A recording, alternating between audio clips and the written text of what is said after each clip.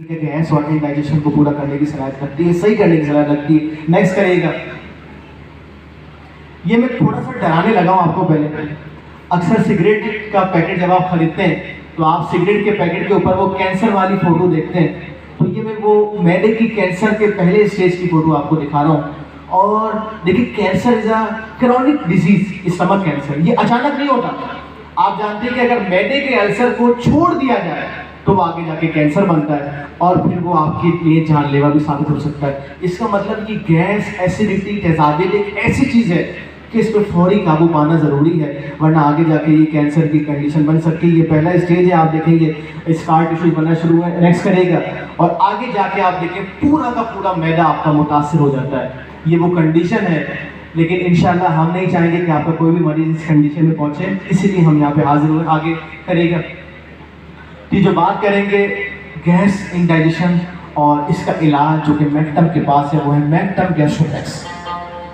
Sir one of the top remedy है। अब syrup में भी अवेलेबल है, टैबलेट में भी अवेलेबल है, शुगर फ्री में भी अवेलेबल है और बहुत मेरी प्रैक्टिस में है। मैं तकरीबन अपने हर एक मरीज छोड़ के सबको ही गैस्ट्रोफैक्स देता हूँ और बहुत मार्वलस रिजल्ट है। आगे जाके हम इसकी कंडीशन देखेंगे। नेक्स्ट करेगा, अच्छा जी, स्टमक की थोड़ी सी एनाटॉमी समझ लें। ये आपका मैदा है जो कि आपके डाइजेस्टिव सिस्टम का हिस्सा है। ऊपर वाला कार्डिक एंड है, फिर फंडस है, एंड में पायलोरिस एंड है। ये पायलोरिस एंड वो एंड है जहाँ पे एच पायलोरी होता है और वो फिर आगे ग्रो करने के बाद कार्डिक एंड पे आता है। नेक्स्ट करेगा, ये मैंने जैसे कि बताया कि मैदा जो है वो आपका हिस्सा है डाइजेस्टिव सिस्टम का। मैदे को देखें तो आसपास इसके लबलबा है, लिवर है, इंटेस्टाइन है। देखिए, बात ऐसी है कि जब बॉडी में कोई एक हिस्सा मुतासिर होता है ना, तो उसके आसपास के एरिया भी मुतासिर होते हैं। मिसाल के तौर पे जब आपको मैदे में दर्द होगा, सोजिश होगी, तो आसपास भी पूरा आपको ब्लॉटिंग सी महसूस होती है। नेक्स्ट करेगा, अच्छा जी, मैदे के फंक्शन देख लें। किडनी के फंक्शन हमने देखे 3 थे, फिल्ट्रेशन, एब्जॉर्प्शन एंड सिक्रीशन। मैदे के फंक्शन को मैंने चंग बनाया है ब्रेड जी में। ब्रेड का मतलब मैदा क्या करता है, पहले ब्रेक डाउन करता है खाने को, उसके बाद मसल्स को रिलैक्स करता है, एंजाइम रिलीज करता है खाने को हजम करने के लिए, एसिड रिलीज करता है, खाने को हजम करता है और उसके बाद मैदा जो है वो खाने को आंतों की तरफ आगे धकेल देता है। ये मैदे के आम से फंक्शन है। नेक्स्ट करेगा, अच्छा जी, स्टमक डिजीज को कुछ देखते हैं। वो कौन कौन सी कॉमन बीमारियां हैं जो कि हमने किडनी डिजीज में भी देखी। तो गुर्दे की, ये वो मैदे की वो कौन कौन सी बीमारियां हैं जिसमें हमारे पास पेशेंट आता है। आगे करेगा, नेक्स्ट करेगा। देखिए, ये 4 कॉमन कंप्लेन है सर जिसके पास पेशेंट हमारे पास आता है मैदे से मुताबिक। Number 1, heart burn. डॉक्टर साहब, मेरे सीने में जलन हो रही है, सीने में बहुत ज्यादा जलन हो रही है। गैस्ट्राइटिस गया तो उसके मैदे में दर्द होता है और ये गैस्ट्राइटिस आमतौर पे जब टेस्ट करवाते तो आ जाता है। इंक्रीज एसिडिटी और स्टमक अल्सर। स्टमक अल्सर वही है कि इसको अगर ट्रीट ना किया जाएगा तो आगे जाके ये अल्सर यानी कि जख्म ये आपके मैदे पे बन जाता है। नेक्स्ट करिएगा, आगे करिएगा। अच्छा जी, एच पायलोरी पे थोड़ा सा हम बात करेंगे अलग से। एच पायलोरी सर बड़ी कॉम्प्लिकेटेड कंडीशन है। एच पायलोरी एक बैक्टीरिया है जिसका पूरा नाम हेलिकोबैक्टर पायलोरी है। ये ग्राम नेगेटिव बैक्टीरिया है। ग्राम नेगेटिव बैक्टीरिया बहुत खतरनाक बैक्टीरिया होते हैं। फॉर एग्जांपल, टाइफाइड का जो साल्मोनेला टाइफी है वो भी ग्राम नेगेटिव बैक्टीरिया है। ट्यूबरक्लोसिस का जो बैक्टीरिया है, माइकोबैक्टीरियम ट्यूबरक्लोसिस, ये भी ग्राम नेगेटिव बैक्टीरिया है। ग्राम नेगेटिव बैक्टीरिया को मारना बहुत मुश्किल का काम है। आप देखें, अगर एच पायलोरी में कोई मरीज एलोपैथिक के पास जाए तो वो उसको हैवी 1500 मिलीग्राम की एंटीबायोटिक आपने देनी है। एच पायलोरी के अंदर ये एलोपैथिक की किताबों में लिखा हुआ है।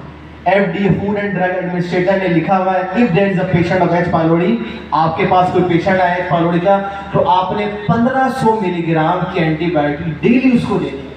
और हम क्या देते हैं जनाब, हम अपनी सिंगल रेमेडीज और गैस्ट्रोपैथी को ठीक करें। इसके सिम्टम बाज़ दफ़ा ना साइकेट्रिक सिम्टम से मिल जाते हैं। एच पायलोरी में ना सिर्फ आपके मैदे पे दर्द और जलन होती है, बल्कि आपको घबराहट, बेचैनी होती है, सर में दर्द होता है, बंद कमरे में खौफ होता है। तो अक्सर मरीज ये समझते हैं कि उसको कोई नफ्सियाती मसला हो गया है। तो इसका मतलब ये हुआ कि मैदे के कुछ मसाइल ऐसे भी हैं जो आपको जो है वो नफ्सियाती सिम्टम की इंडिकेशन देते हैं, लेकिन मसला उसके मैदे में होता है। आगे करिएगा, कौन कौन सी कॉजेज है सर जो कि एच पायलोरी और मैदे के अल्सर करते हैं। आप लिखें, बैड डाइट यानी कि बाहर का खाना, अनहाइजेनिक फूड, मोटापा, unhealthy lifestyle, medication, eating close to the bed time. अक्सर होता है ना कि हम सब गए रात को खाना खाया और फौरन सो गए। ये भी वो कंडीशन है जो हमें मैदे की बीमारियों में मुब्तला कर सकती है। नेक्स्ट करिएगा, और प्रेगनेंसी में भी हम देखते हैं कि कॉम्प्लेन आ जाती है। अगेन वही जो हमने नेफ्रिनॉल में बात की थी कि गुर्दे की बीमारियों की एक बहुत बड़ी वजह ये भारी दवाइयाँ और अंग्रेजी दवाइयों का इस्तेमाल है। तो मैदे की बीमारी की भी बहुत बड़ी वजह ये आप देखते होंगे ना, अक्सर जब पेशेंट आपके पास आया कोई कोर्स करने के बाद, डॉक्टर साहब मेरे मैदे में जलन हो गई है दवाई खाने के बाद, डॉक्टर साहब मैदे में तेजाबियत हो गई है, तो ये दवाइयाँ डायरेक्टली और इनडायरेक्टली मैदे को हिट करती हैं। इस कंडीशन में जब पेशेंट आपके पास आए तो आप फौरी उसको हमारा गैस्ट्रोपैथ दें। और डॉक्टर साहब मैं आपको बताऊं कि मैं अपने क्लिनिक के अंदर जब मेरे पास पेशेंट आता है पेट दर्द के साथ, तो मैं जब उसको 2 चमचे पिलाने के बाद 5 मिनट के लिए बिठाता हूँ, विद इन 5 मिनट्स में देखता हूँ कि उसका पेन ठीक हो जाता है। तो गैस्ट्रोपैथ सिरप और हमारी टैबलेट जो है इसका बहुत बड़ा रोल है ये स्टमक की तमाम कंप्लेंट के अंदर। नेक्स्ट करेगा। अच्छा जी, सिम्टम देखें गैस्ट्राइटिस के क्या क्या है। पेट में दर्द होता है, खाना खाया नहीं जाता, पेट सूज जाता है, नॉजिया, वॉमिटिंग, इनडाइजेशन और खाना हजम ना होना, ये वो कॉमन कंप्लेंट है जो पेशेंट आपके पास आता है और बताता है कि उसको गैस्ट्राइटिस या मैदे की तकलीफ हो चुकी है। आगे करेगा। और बाज़ दफा पेशेंट ही कहता है कि डॉक्टर साहब मेरे पूरे सीने में जलन हो रही है, मैदे से लेके मुंह तक मेरे आग लगी हुई है। ये भी वो कंडीशन है जो हमारा गैस्ट्रोपैथ टैबलेट और ड्रॉप दूर करेगा इंशाल्लाह। नेक्स्ट करेगा। ब्लॉटिंग, अक्सर पेशेंट आते हैं डॉक्टर साहब चेक करें हमारा पेट ऐसा लग रहा है फूल रहा है, पूरी डॉक्टर साहब गैस भरी हुई है।